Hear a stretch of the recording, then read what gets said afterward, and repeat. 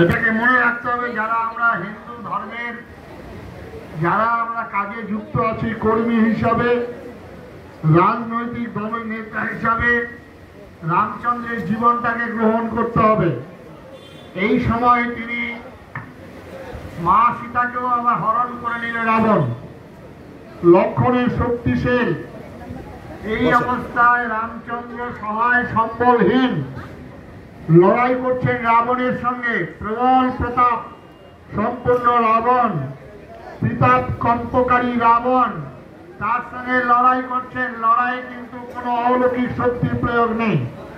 তিনি বনবাসী গিরিবাসী ভাই বোনদেরকে একত্রিত করে কোল দিয়ে এঁঠো খেয়ে তাদের সঙ্গে সংগঠিত করে লড়াই করলেন। সেই লড়াইয়ে ভগবান নিজে তীর ধনুক ধারণ করে একের পর এক বাণ হেনে ভগবান রাবণকে সর্বংশে নিধন করছেন। আমরা হিন্দু জাতি, আমরা এই ভগবান রামচন্দ্রের জীবন থেকে শিক্ষা গ্রহণ করিনি। দ্বিতীয় হলো ভগবান কৃষ্ণ, যাকে আমরা লীলা খেলার মধ্যে আবদ্ধ করে রাখলাম সারা জীবন।